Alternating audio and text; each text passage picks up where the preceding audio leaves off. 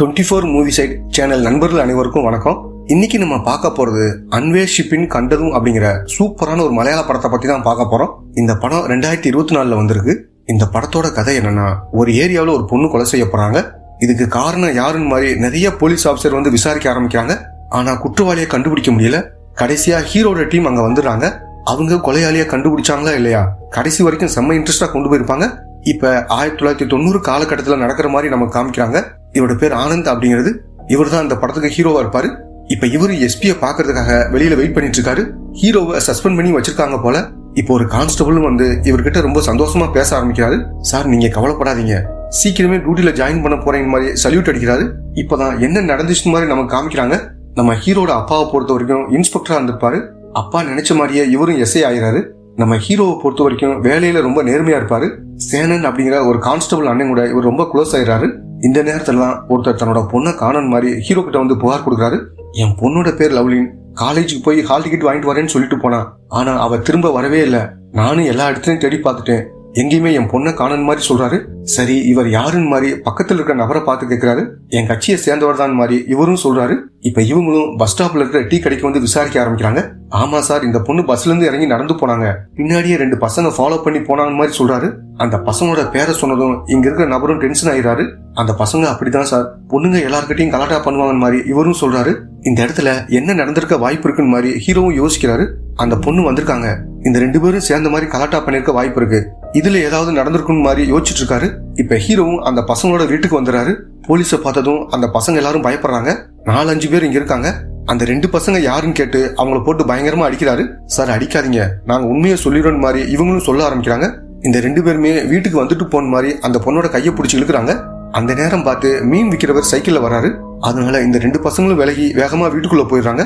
இதுதான் சார் அன்னைக்கு நடந்துச்சுன்னு மாதிரி இந்த பசங்களும் சொல்றாங்க. வெளியே வந்த ஹீரோவும் அப்பா கிட்ட நார்மலா பேச ஆரம்பிக்கிறாரு. இன்னைக்கு வீட்டுல என்ன குழம்பு வச்சிருக்கீங்க மாதிரி கேட்கும்போது, மீன் குழம்பு தான் சார் வச்சிருக்கோம், என் பொண்ணுக்கு ரொம்ப பிடிக்கும் மாதிரி அப்பாவும் சொல்றாரு. இப்ப ஹீரோவும் அந்த மீன்காரரோட பேர், அட்ரஸ் எல்லாத்தையும் கேட்டு தெரிஞ்சுக்கிறாரு. அதே மாதிரி அந்த பொண்ணோட வீட்டுக்குள்ள வந்து ஏதாவது கிடைக்குமான்னு மாதிரி செக் பண்ணி பாக்குறாரு. அப்படி பார்க்கும்போது அந்த பொண்ணுக்கு கடவுள் நம்பிக்கை அதிகமா இருக்கிற விஷயம் இவருக்கு தெரிய வருது.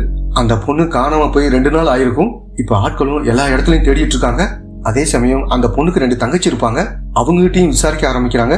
உங்க அக்கா ஃப்ரெண்ட்ஸோட வீட்டுக்கெல்லாம் போவாங்களான்னு மாதிரி கேட்டுட்டு இருக்காங்க. இல்ல சார், அதிகமா யார் வீட்டுக்கும் போக மாட்டாங்கன்னு மாதிரி தங்கச்சியும் சொல்றாங்க. நேற்று அக்கா ஹால் டிக்கெட் வாங்க போனாங்கல்ல, அப்படியே ஃபாதரையும் பார்த்துட்டு வரேன்னு மாதிரி என்கிட்ட சொன்னான்னு ஒரு பொண்ணு சொல்றா. என்னது ஃபாதரா? இப்ப அவர் எங்க இருக்காரு, அங்க போய் செக் பண்ணி பார்க்கணும் மாதிரி ஹீரோவும் சொல்றாரு. சார், அவசரப்பட்டு அங்க போக வேணாம், அவருக்கு மக்கள் மத்தியில நிறைய செல்வாக்கு இருக்குன்னு மாதிரி ஒரு கான்ஸ்டபிளும் சொல்றாரு. கண்டிப்பா அங்க போய் செக் பண்ணி பார்க்கணும் மாதிரி ஹீரோவும் கிளம்பிட்டு இருக்காரு. இந்த விஷயம் அந்த ஃபாதரோட ஆட்கள் எல்லாருக்கும் தெரிய வருது. அதெல்லாம் விடக்கூடாது மாதிரி எல்லாரும் இந்த இடத்துக்கு வந்து நிக்கிறாங்க. நீங்க உள்ள போகக்கூடாது மாதிரி எல்லாரும் வந்து பிரச்சனை பண்ணிட்டு இருக்காங்க. இந்த நேரத்துல தான் இன்ஸ்பெக்டர் இந்த இடத்துக்கு வந்துடுறாரு. யோ, என்ன பண்ணிக்கிட்டு இருக்க, நிறுத்துன்னு மாதிரி ஹீரோ பிடிச்சி பயங்கரமா திட்டுறாரு.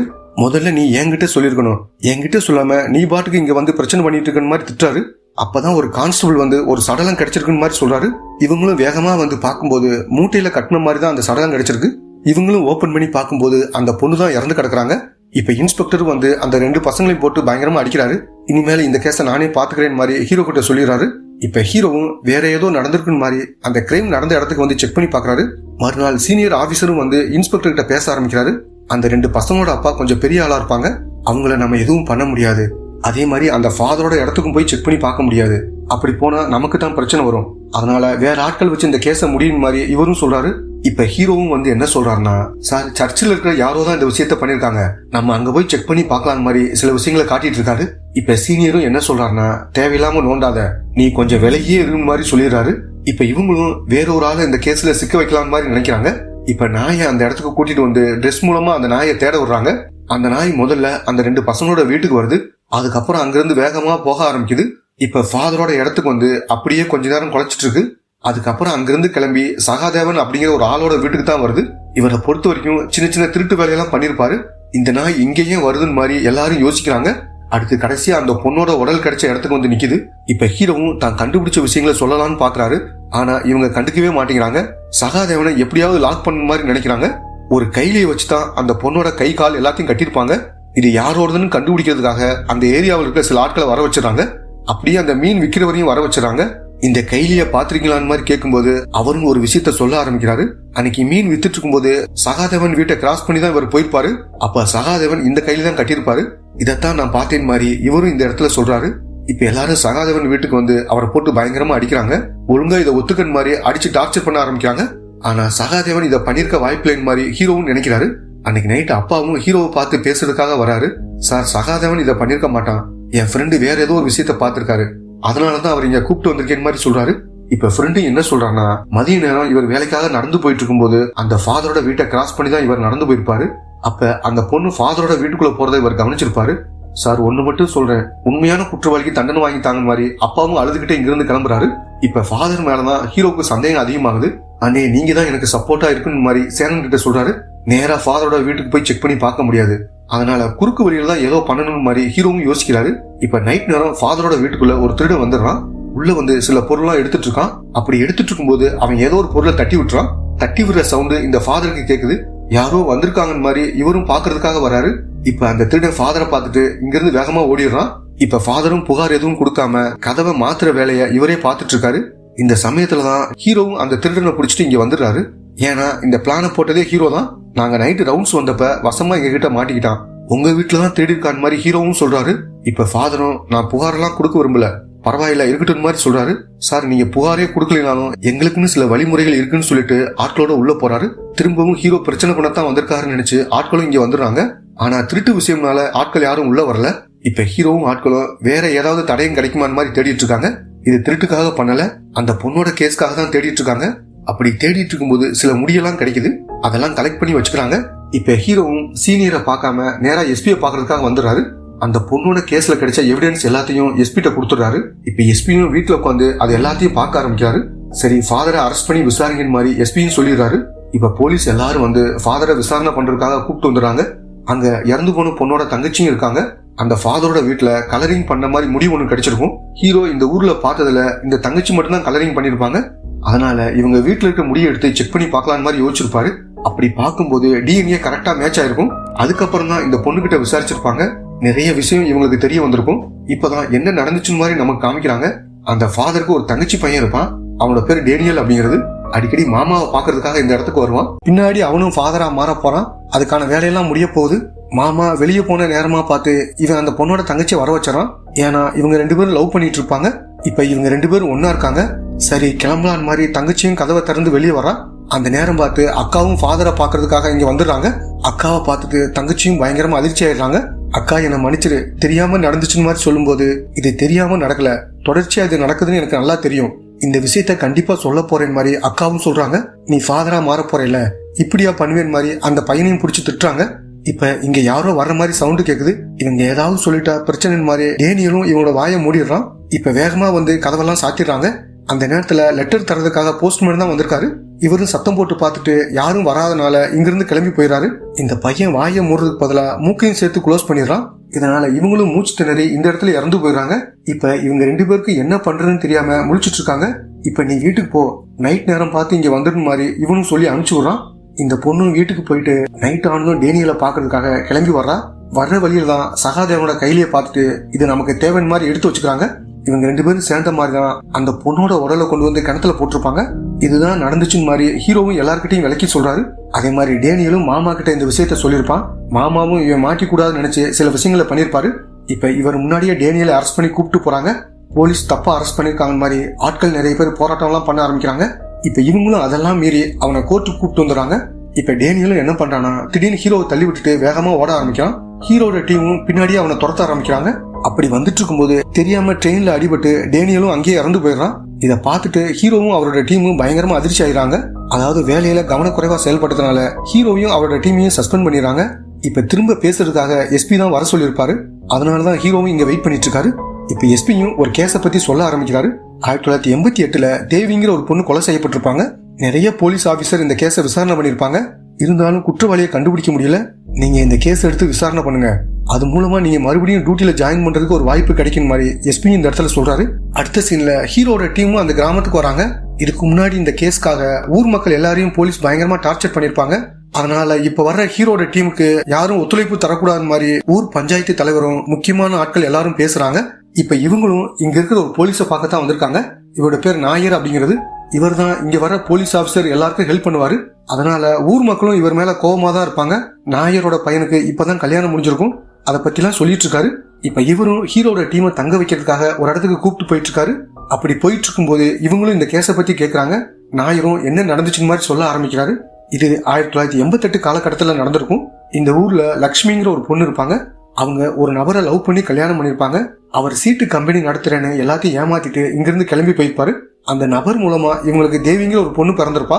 அதே மாதிரி லக்ஷ்மிக்கு ஒரு தாய்மாமா இருப்பாரு. அவரோட பேர் பொடியன் அப்படிங்கிறது. சரி நான் உன்னை கல்யாணம் பண்ணிக்கிறேன் மாதிரி இவங்களை கல்யாணம் பண்ணிருப்பாரு. முதல்ல நல்லா தான் பார்த்திருப்பாரு. போக போக இவங்களை பயங்கரமா டார்ச்சர் பண்ண ஆரம்பிச்சிருப்பாரு. அதனால வீட்டுக்கே வர வேணாம் மாதிரி பொடியனை இங்கிருந்து அனுப்பிச்சு விட்டுருப்பாங்க. இப்ப தேவியும் கொஞ்சம் வளர்ந்துருவாங்க. இவங்களுக்கு கதை புக் படிக்கிறது ரொம்ப பிடிக்கும். தேவி அழகா இருக்கிறதுனால வயசு பசங்க நிறைய பேர் இவங்க பின்னாடி சுத்துவாங்க. அந்த மாதிரிதான் டீ கடையில வேலை பார்க்குற சசி அப்படிங்கிற ஒரு நபர் இவங்களை ரொம்ப லவ் பண்ணுவாரு. அதே மாதிரி தன்னோட காதலையும் அவங்க கிட்ட சொல்றாரு. ஆனா இதுல எனக்கு விருப்பம் இல்லைன்னு மாதிரி தேவியும் சொல்லிடுறாங்க. தேவியை பொறுத்த வரைக்கும் யாருக்கும் தெரியாம ஒரு பையனை லவ் பண்ணுவாங்க போல. அந்த பையன் கூட நான் போக போறேன் மாதிரி லெட்டர் எழுதி வச்சுட்டு நைட் நேரம் இவங்களும் கிளம்பி போறாங்க. தேவி இறந்து போயிட்டாங்கன்னு மாதிரி நாயருக்கு தகவல் கிடைக்குது. இப்ப இவரும் வேகமா அந்த இடத்துக்கு வந்துடுறாரு. யார் இதை பண்ணாங்கன்னு மாதிரி எல்லாரும் பேசிட்டு இருக்காங்க. இப்ப சீனியர் ஆபீசரும் இந்த இடத்துக்கு வந்துடுறாரு. இதை முதல்ல யார் பார்த்தாங்கன்னு மாதிரி கேட்கும்போது கோபால் அப்படிங்கிற ஒருத்தர் தான் இதை முதல்ல பார்த்திருப்பாரு. அவர்கிட்ட விசாரிக்கும் போது எதேச்சியா தான் இதை பார்த்தேன் மாதிரி அவரும் சொல்லிக்கிட்டு இருக்காரு. அந்த சீனியரும் கோபால விசாரணை பண்றேன் மாதிரி பயங்கரமா டார்ச்சர் பண்ணிருப்பாரு. அதனால அவரும் பயத்துல தூக்கு மாட்டி இறந்து போயிருப்பாரு. அதனாலதான் ஊர் மக்கள் எல்லாரும் இங்க வர்ற போலீஸ் மேல பயங்கர கோபமா இருப்பாங்க. டாக்டரோட ரிப்போர்ட்ல தான் தேவி 3 மாசம் கர்ப்பமா இருந்திருக்காங்கன்ற விஷயம் தெரிய வந்திருக்கும். இதுக்கு காரணம் யாருன்னு கண்டுபிடிக்கிறதுக்காக கிருஷ்ணன் அப்படிங்கிற போலீஸ் ஆபீசர் இங்க வந்திருப்பாரு. இவரும் வந்து விசாரணை பண்ணும்போது குரு அப்படிங்கிற ஒருத்தர் மேல சந்தேகம் வருது. அந்த குருவை பொறுத்த வரைக்கும் பொண்ணுங்க விஷயத்துல ஒரு மாதிரின்னு எல்லாரும் சொல்றாங்க. அதே மாதிரி அவர் வீட்டுல மட்டும் தான் டிவி இருக்கும். இந்த தேவியும் டிவி பாக்குறதுக்காக அடிக்கடி அவர் வீட்டுக்கு போவாங்க. அதனால சந்தேகப்பட்டு குரு கிட்ட விசாரிக்க ஆரம்பிக்கிறாங்க. தேவி இறந்து போன டைம்ல எல்லாரும் அந்த இடத்துக்கு வந்திருப்பாங்க. ஆனா குரு மட்டும் வந்திருக்க மாட்டாரு. ஏன் வரலன்னு மாதிரி கேட்கும்போது காலையிலே அந்த இடத்துக்கு வந்துட்டேன்னு மாதிரி இவரும் சொல்றாரு. அந்த சமயத்துல நாயரும் அங்க இருந்திருப்பாரு. பொய் சொல்லாத, அன்னைக்கு நீ வரவே இல்லைன்னு மாதிரி நாயரும் இந்த இடத்துல சொல்றாரு. அந்த பொண்ணோட கர்ப்பத்துக்கு காரணம் குருவா கூட இருக்க வாய்ப்பு இருக்குன்னு மாதிரி அவரை செக் பண்ணி பார்க்கலாம்னு நினைக்கிறாங்க. அப்படி செக் பண்ணி பார்க்கும் போதுதான் ஒரு அதிர்ச்சியான விஷயம் தெரிய வருது. அதாவது குருவுக்கு ஆண்மையே இல்லைன்னு தெரிய வந்திருக்கும். அப்ப அந்த பொண்ணோட கர்ப்பத்துக்கு இவர் காரணம் இல்லைன்னு முடிவு பண்ணிடுறாங்க. அதுக்கப்புறம் உண்மையான குற்றவாளியை கண்டுபிடிக்க முடியாம இவரும் கிளம்பி போயிருப்பாரு. அடுத்த சீன்ல ஹீரோவும் லட்சுமி கிட்ட வந்து விசாரிக்க ஆரம்பிக்கிறாரு. என் பொண்ணு லவ் பண்ண விஷயமே எனக்கு தெரியாதுன்னு மாதிரி இவங்களும் சொல்றாங்க. தேவி நிறைய கதை புக்கெல்லாம் படிப்பாங்கல்ல, அதெல்லாம் எடுத்துட்டு வந்துடுறாங்க. இது மூலமா ஏதாவது கிடைக்குமான்னு மாதிரி பார்த்துட்டு இருக்கும்போது ஒரு லெட்டர் கிடைக்குது. அது பாம்பேல இருந்து வந்திருக்குன்னு இவங்களுக்கு தெரிய வருது. தேவிக்கு கீதாங்கிற ஒரு ஃப்ரெண்ட் இருப்பாங்க. அவங்க அண்ணன் கூட இவங்களும் கொஞ்ச நாள் பாம்பேல இருந்திருப்பாங்க. அந்த டைம்ல தான் 2 பேரும் லெட்டர்ல பேசிப்போ மாதிரி சொல்றாங்க. அந்த தேவியோட காதலனை பத்தி உங்களுக்கு எதுவும் தெரியுமான்னு மாதிரி கேட்கும்போது தேவி அதை பத்தி எதுவும் சொல்லலன்னு மாதிரி இவங்களும் சொல்றாங்க. வேற ஏதாவது விஷயம் தேவி சொல்லிருக்காளா, நல்லா யோசிச்சு பாருங்க மாதிரி ஹீரோவும் இந்த இடத்துல கேட்கிறாரு. ஒரு விஷயம் சொன்னா, அதாவது ஹிந்தி கத்துக்கணும், அதே மாதிரி டைப் ரைட்டிங் கத்துக்கணும், அப்பதான் எங்கேயாவது வேலை பார்க்க முடியும் மாதிரி சொன்னதா இவங்களும் சொல்றாங்க. இப்ப ஹீரோவும் என்ன சொல்றாருன்னா, அந்த தேவியோட பாய் ஃப்ரெண்ட் ஏன் இங்க இருக்கணும், இங்க இருக்கிற யாராவது வேற மாநிலத்துக்கு போய் வேலை பாக்குறாங்கன்ற விஷயத்த தெரிஞ்சுக்கணும் மாதிரி ஹீரோவும் இந்த இடத்துல சொல்றாரு. இப்ப பஞ்சாயத்து தலைவர்கிட்ட இந்த விஷயத்த சொல்லி அதை பத்தின டீடைல்ஸ் கேக்குறாங்க. இந்த ஊர்ல இருக்கிற எல்லாரும் பத்தின டீடைல்ஸும் இருக்கு, ஆனா அந்த ஃபைல உங்களுக்கு தரமாட்டேன் மாதிரி இவரும் சொல்றாரு. இப்ப கோவப்பட்ட சேனனும் இவர்கிட்ட பிரச்சனை பண்றாரு. பிரச்சனை எதுவும் வேணாம் மாதிரி ஹீரோவும் அவரை சமாதானப்படுத்துறாரு. அடுத்து ஹீரோவும் கிருஷ்ணனை பார்த்து பேசுறதுக்காக வந்துடுறாரு. இப்ப இவரு என்ன சொல்றாருன்னா, அந்த கேஸ்ல ஒரு முக்கியமான விஷயத்த கண்டுபிடிச்சேன். அந்த பொண்ணு வேறொரு மாநிலத்துல இருக்கிற பையன் கூட லெட்டர்ல பேசிட்டு இருக்கான்ற விஷயத்த கண்டுபிடிச்சேன். இத பத்தி தெரிஞ்சுக்க போஸ்ட்மேனை பார்க்கலான்னு போனேன். ஆனா தேவி இறந்த கொஞ்ச நாளே போஸ்ட்மேனுக்கு ஒரு ஆக்சிடென்ட் நடந்திருக்கு. அதனால அவர் கோமா ஸ்டேஜுக்கு போயிட்டாருன்னு சொல்லிட்டாங்க. அதுக்கப்புறம் இந்த கேஸை பத்தி விசாரிக்க முடியலன்னு மாதிரி இவரும் சொல்றாரு. இப்ப ஹீரோவும் மறுபடியும் அந்த லெட்டரை பார்த்துட்டு இருக்கும்போது புதுசா ஒரு விஷயத்த கண்டுபிடிக்கிறாரு. அதாவது எதேச்சா பக்கத்துல ஒரு பூத கண்ணாடி பட்டதுனாலதான் இதை கண்டுபிடிச்சிருப்பாரு. ஃப்ரம் அட்ரஸா பார்க்கும்போது பாம்பே லெட்டர் மாதிரி தான் எழுதியிருக்கும். ஆனா கூர்கன் அப்படிங்கிற ஒரு இடத்துல இருந்து தான் இந்த லெட்டர் வந்திருக்குன்னு மாதிரி சீல் வச்சிருப்பாங்க. இத பத்தி விசாரிக்கிறதுக்காக உடனே கீதாவோட வீட்டுக்கு வந்துடுறாரு. சார், இந்த லெட்டர் நான் போடல, ஏன்னா என்னோட கையெழுத்து இப்படி இருக்காது மாதிரி இவங்களும் சொல்றாங்க. அப்படின்னா அந்த பொண்ணோட லவர் இவங்களோட அடையாளத்தை வச்சுதான் லெட்டர் அனுப்பியிருக்கான்னு தெரிய வருது. கண்டிப்பா அந்த ஃபைல் நமக்கு வேணும்னு மாதிரி ஹீரோவும் டீம் கிட்ட சொல்றாரு. இப்ப நைட் நேரம் இவங்களும் பஞ்சாயத்து தலைவரோட வீட்டுக்கிட்ட வந்துடுறாங்க. ஹீரோவும் ஓட்ட பிரிச்சு வீட்டுக்குள்ள இறங்கிறாரு. அந்த ஃபைல் எங்க இருக்குன்னு மாதிரி தேடிட்டு இருக்காரு. அந்த நேரத்துல பஞ்சாயத்து தலைவர் லைட்டை போட்டுட்டு இவரோட கழுத்துல கத்திய வச்சிடாரு. இரு உன்னை என்ன பண்றேன்னு மாதிரி கால் பண்றதுக்காக போறாரு. இப்ப ஹீரோவும் கையில இருக்க கத்திய பிடிங்கி அவரோட கழுத்துல வச்சு மிரட்ட ஆரம்பிக்கிறாரு. போலீஸ்ல உனக்கு என்ன இலக்காரமா, ஏதாவது பண்ணணும்னு நினைச்ச இங்கேயே உன்னோட கழுத்தை அறுத்துருவேன் மாதிரி மிரட்டுறாரு. இப்ப இவரும் பயந்து போய், சார் நான் எதுவும் சொல்ல மாட்டேன், அந்த ஃபைலை எடுத்துட்டு போங்கன்னு மாதிரி கொடுத்து விட்டுறாரு. ஃபைலை செக் பண்ணி பார்க்கும்போது விஷ்ணு அப்படிங்கிற ஒரு பையன் தான் கூர்கன்ல வேலை பார்க்கறது தெரிய வருது. அந்த விஷ்ணு யாருன்னா இந்த ஊர்ல மாஸ்டர் அப்படிங்கிற ஒரு பெரிய ஆள் இருப்பாரு, அவரோட பையன் தான் இவரு. அந்த விஷ்ணு இருக்கான்ல, அப்பப்ப ஊர் திருவிழாவுக்கு வந்துட்டு போவான்ற விஷயம் இவங்களுக்கு தெரிய வருது. அந்த திருவிழாவில தான் ஒன்னா இருந்திருக்காங்க. இவன் தான் அந்த பொண்ணோட கர்ப்பத்துக்கு காரணம் மாதிரி ஹீரோவும் இந்த இடத்துல சொல்றாரு. அடுத்து ஹீரோவும் அந்த போஸ்ட்மேனோட அட்ரஸை கண்டுபிடிச்சு அவரோட வீட்டுக்கு வந்துடுறாரு. இப்ப போஸ்ட்மேன் கோமாவிலிருந்து வெளியே வந்திருப்பாரு, ஆனா நடக்க முடியாத நிலையில தான் இருந்துட்டு இருக்காரு. இப்ப ஹீரோவும் அந்த லெட்டரை காமிச்சு இதை பத்தி சொல்லுங்க மாதிரி கேட்கிறாரு. இவரும் ஏதோ சொல்றாரு, ஆனா என்ன சொல்றாங்கன்னு நமக்கு காட்ட மாட்டாங்க. அந்த விஷ்ணுவோட அப்பா மாஸ்டர் இருக்காருல்ல, அவரை விசாரிக்கிறதுக்காக ஹீரோ இந்த இடத்துக்கு வர சொல்லியிருப்பாரு. இப்ப மாஸ்டரும் இந்த இடத்துக்கு வந்துடுறாரு. இப்ப ஹீரோவும் முதல்ல இதை கேளுங்க மாதிரி ஒரு ரெக்கார்டரை ஆன் பண்றாரு. அதுல ஒரு பையனோட வாய்ஸ் தான் இருக்கு. அந்த பையனும் சில விஷயங்களை சொல்ல ஆரம்பிக்கிறான். மாஸ்டரோட பையன் விஷ்ணு லீவ்ல ஊருக்கு வந்திருப்பான். எல்லாரும் சேர்ந்து குளத்தை கிளீன் பண்ணிட்டு இருக்காங்க. அப்பதான் இவன் தேவியை பாக்குறான். பார்த்த உடனே இவனுக்கு தேவியை ரொம்ப பிடிச்சு போயிருது. அவங்களுக்கும் இவரை பிடிச்சிருக்கு. அதுக்கப்புறம் தான் இந்த 2 பேருமே லவ் பண்ண ஆரம்பிச்சிருப்பாங்க. இவரும் வேலை பாக்குறதுக்காக திரும்ப ஊருக்கு போயிடுறாரு. அதனால இவங்க 2 பேருமே லெட்டர் மூலமா பேசிக்கிறாங்க. இவர் திருவிழாவுக்கு வந்தப்பதான் இவங்க 2 பேருமே ஒன்னா இருந்திருப்பாங்க. அதனால இப்ப நான் கர்ப்பமா இருக்கேன் மாதிரி லெட்டர்ல சொல்லியிருப்பாங்க. அதுக்கப்புறம் தான் வீட்டு விட்டு வந்துருன்னு மாதிரி இவரும் சொல்லியிருப்பாரு. ஏன்னா மாஸ்டருக்கு ஜாதி தான் முக்கியம், அப்பா ஏத்துக்க மாட்டாருன்னு இவருக்கு நல்லா தெரியும். ஆனா அவங்க சொன்ன டைமுக்கு வரல. இவருக்கும் ஒன்னும் புரியாம ஃப்ரெண்டை விசாரிக்க சொல்லியிருப்பாரு. விசாரிச்ச ஃப்ரெண்டும் தேவி இறந்து போயிட்டா, நீ இங்க இருந்தா உன் மேலேயும் சந்தேகம் வரும், அதனால ஊருக்கு போயிடலான்னு மாதிரி 2 பேரும் கிளம்பி போயிருப்பாங்க. இதெல்லாம் கேட்டுட்டு இருக்க மாஸ்டரும் ரொம்ப பதட்டமாயிடுறாரு. சரி இப்போதைக்கு நீங்க கிளம்புங்க, நாங்க சொல்லும் போது விசாரணைக்கு வரணும் மாதிரி மாஸ்டர் அனுப்பிச்சு விட்டாங்க. இப்ப இவரும் பதட்டமா இங்கிருந்து கிளம்பி போறாரு. இப்ப ஹீரோவும் எஸ்பிக்கு கால் பண்ணி குற்றவாளியை கண்டுபிடிச்சிட்டேன் மாதிரி அவரை வர வச்சிடறாரு. இப்ப அந்த குற்றவாளியை அரெஸ்ட் பண்ணலான்னு மாதிரி அவரோட வீட்டுக்கு கார்ல போயிட்டு இருக்காங்க. அப்பதான் ஊர்க்காரங்க எல்லாரும் ஒரு இடத்த நோக்கி வேகமா போயிட்டு இருக்காங்க. இவங்களும் என்னாச்சுன்னு மாதிரி அந்த இடத்துக்கு வந்துடுறாங்க. பார்த்தா அந்த போலீஸ்காரர் நாயர் தான் தூக்குல தொங்கிட்டு இருக்காரு. போலீஸ் எல்லாருக்கும் மாஸ்டர் மேலதான் சந்தேகம் இருக்கும், ஆனா இங்க நாயர் தான் தூக்குல தொங்கிட்டு இருக்காரு. இவர் ஒரு லெட்டர் எழுதி வச்சுட்டு தான் தூக்குல தொங்கிருப்பாரு. அந்த லெட்டரை எஸ்பியும் எடுத்து படிக்க ஆரம்பிக்கிறாரு. ஹீரோ மாஸ்டர் விசாரிக்கிற மாதிரி என்னத்தான் நோட் பண்றான்னு எனக்கு புரிஞ்சிருச்சுன்னு அதை பத்தி தான் எழுதியிருக்காரு. உண்மையிலே ஹீரோ அந்த பிளான்லாம் இதை பண்ணிருப்பாரு. அன்னைக்கு பேசினது மாஸ்டரோட பையன் விஷ்ணு கிடையாது, நாயரோட பையன் சீனு தான் பேசியிருப்பாரு. சீனு தான் தேவியை லவ் பண்ணிருப்பாரு. இவராலதான் அவங்க கர்ப்பமாயிருப்பாங்க. இப்பதான் அன்னைக்கு என்ன நடந்துச்சுன்னு மாதிரி நம்ம காமிக்கிறாங்க. சார், ஸ்டாம்ப் இல்லாம உங்க பையனுக்கு அடிக்கடி லெட்டர் வருது, இப்படி இருந்தா ஃபைன் அதிகமா வரும் மாதிரி போஸ்ட்மேன் லெட்டர் கொடுக்குறாரு. இந்த லெட்டர்ல என்ன இருக்குன்னு மாதிரி இவரும் ஓபன் பண்ணி பாக்குறாரு. அப்பதான் இவங்க பையனும் தேவியும் லவ் பண்றாங்கன்ற விஷயம் இவருக்கு தெரிய வருது.